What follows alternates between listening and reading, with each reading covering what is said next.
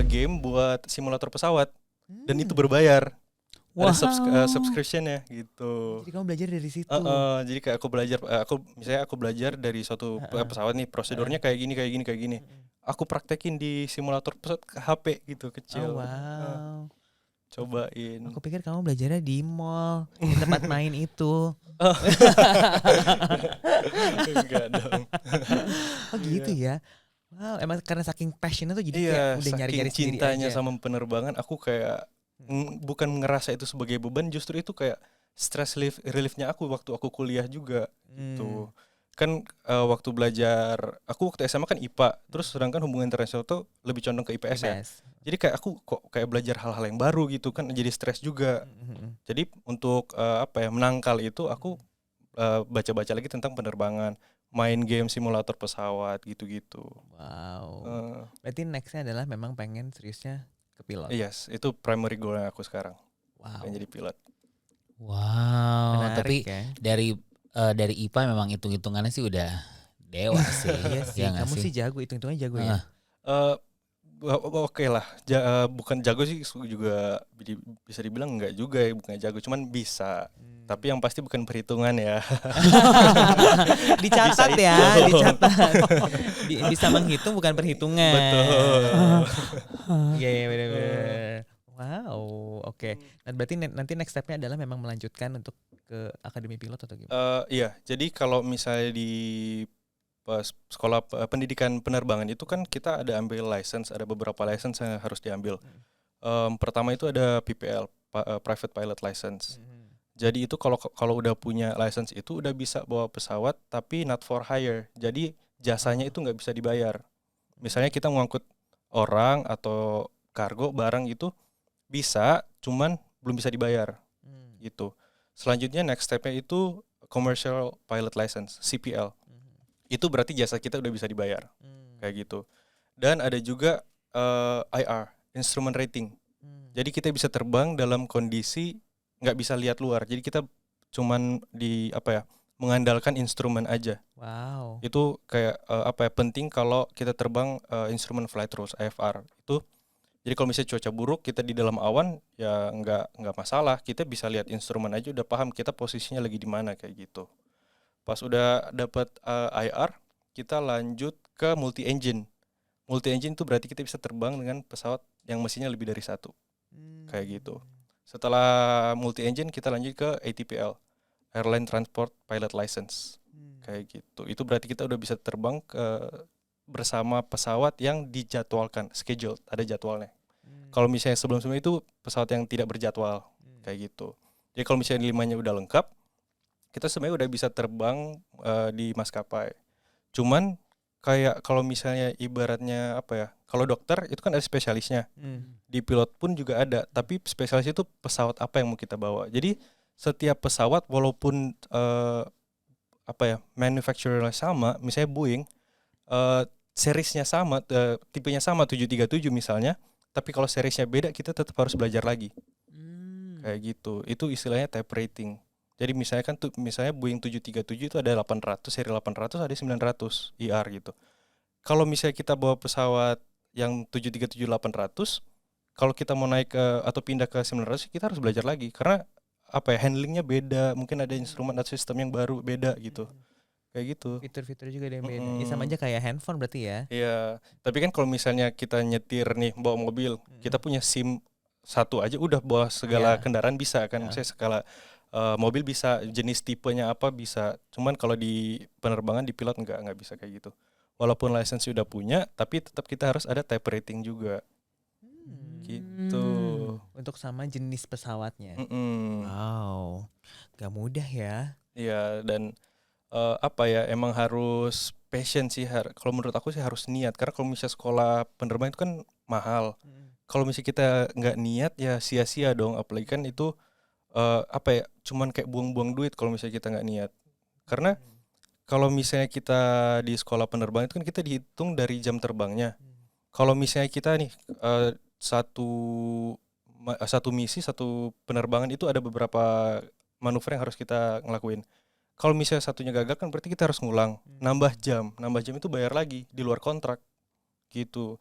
Sedangkan kalau misalnya 1 kali terbang di sekolah aku ya waktu itu 1 jam terbang itu 5 juta untuk 1 mesinnya. Kalau yang 2 mesin waktu itu kalau nggak salah 11 atau 12 juta 1 jamnya.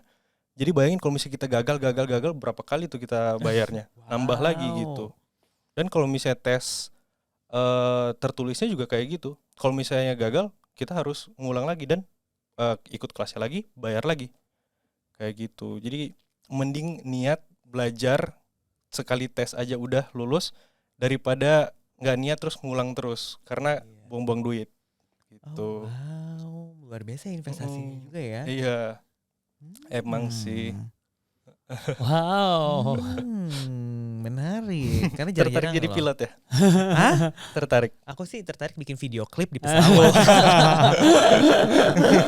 Dan kalau dari dulu emang cita-citaku adalah ini pengen bikin penerbangan. Oh iya. Airlines, Oh. Eric Lines. Wow, iya cocok. Bisa. Iya kan? Pas. Gitu ceritanya. Tapi Di kalau pesawatnya ini ya nggak ada kursi ya biar bisa dance. iya. Biasa di atas kursi dong. Ya kan, jadi menghibur. Akan muncul itu pada saat mungkin lagi cuacanya ini badai. Oh gitu. iya. Langsung kita naik. Biar nggak panik ya kan kita. Panik. Bisa. Ini podcast apa sih? Jeremy suka mancing-mancing. Kebetulan hobi mancing juga. Mancing juga. Iya. Mancing di atas angkasa ya mungkin. Panjang banget tuh sebenarnya. Tapi ini nggak takut nggak sih jadi pilot? Karena rata-rata kayak majority ya orang kayak takut gitu karena kayak tanggung jawabnya tuh besar sekali gitu. Kalau rasa tanggung jawab itu pasti ada rasa takutnya dong karena kan kita harus strict sama prosedur sama rulesnya kayak gimana kayak gitu. Takut bikin kesalahan nanti mengakibatkan sesuatu yang fatal karena kita kan bukan cuma terbang sendiri, kita bertanggung jawab atas nyawa yang ada di belakang kita dan juga orang-orang yang ada di bawah gitu. Tapi tetap kita harus percaya bahwa kita itu dilatih udah siap untuk handle semua situation, mau se emergency apa separah apa itu kita udah dilatih semuanya. Dan itu ada simulatornya juga dan prosedurnya itu udah by the book semua. Ada, jadi kalau misalnya di pesawat itu ada namanya QRH, Quick Reference Handbook.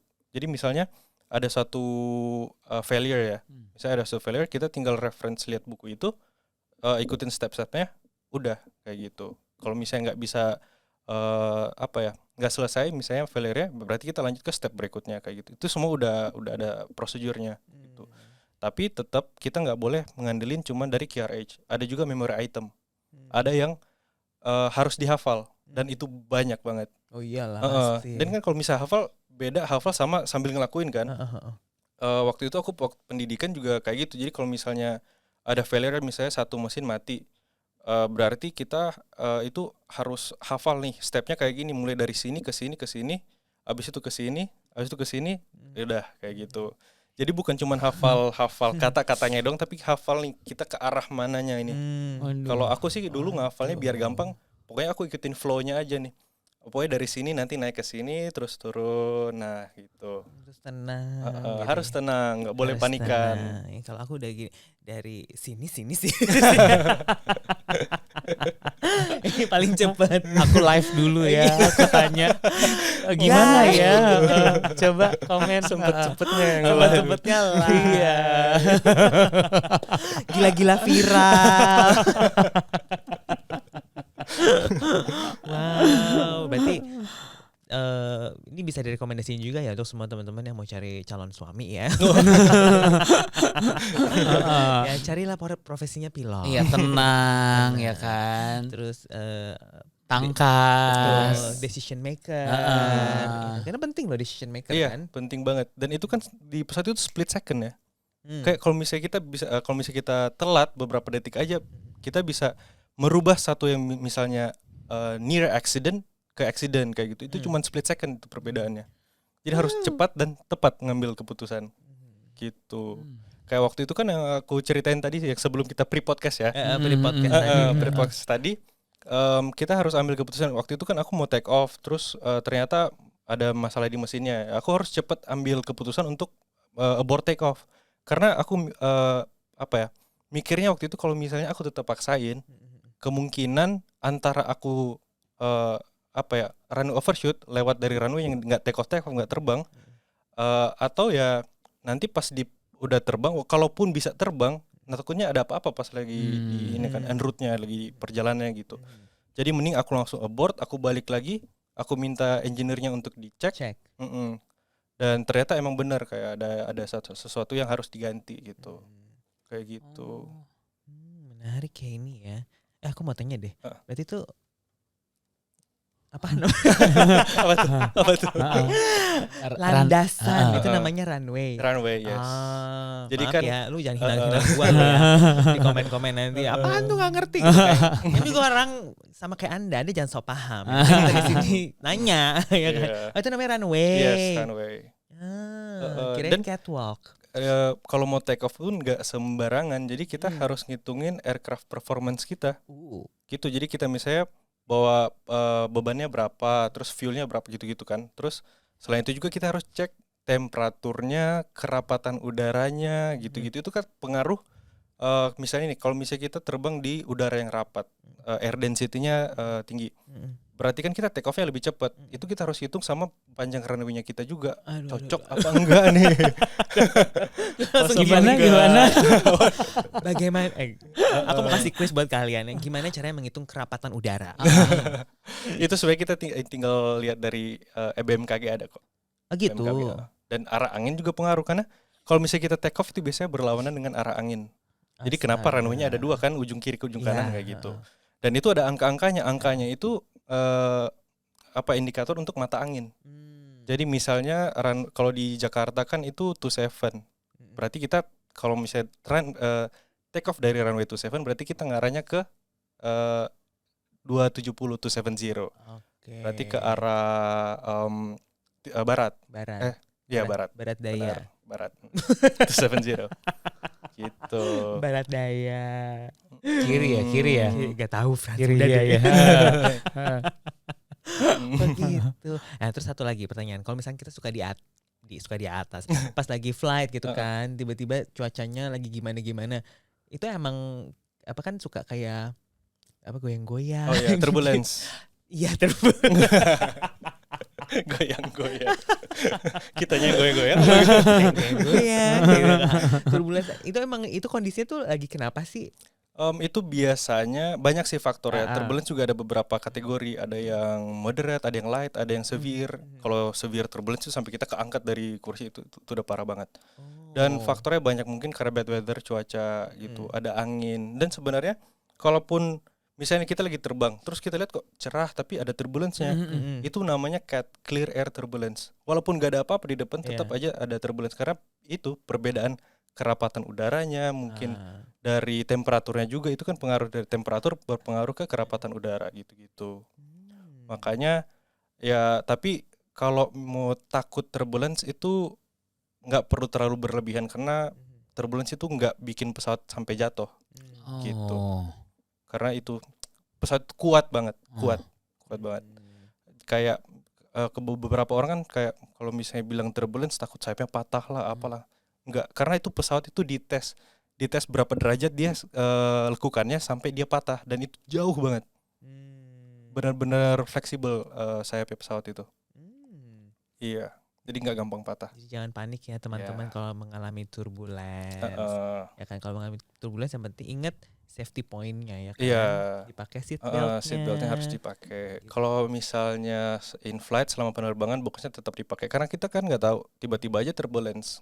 Mending kita selalu pakai, kecuali kalau misalnya kita lagi mau ke lavatory, misalnya mau ke toilet gitu. Gitu, sama nyemil. Tetap gue nyemilan. Gayem nyemil lagi, balik lagi ke nyemil ya. Oke deh kalau gitu. Thank you ya Jeremy untuk insight-nya tentang seru banget loh ini. Terima kasih juga ko Eri, ko Fran. Thank you. Nanti kita ketemu lagi. Siap, ditunggu part 2-nya guys. Iya dong, pasti. Sukses terus buat MI.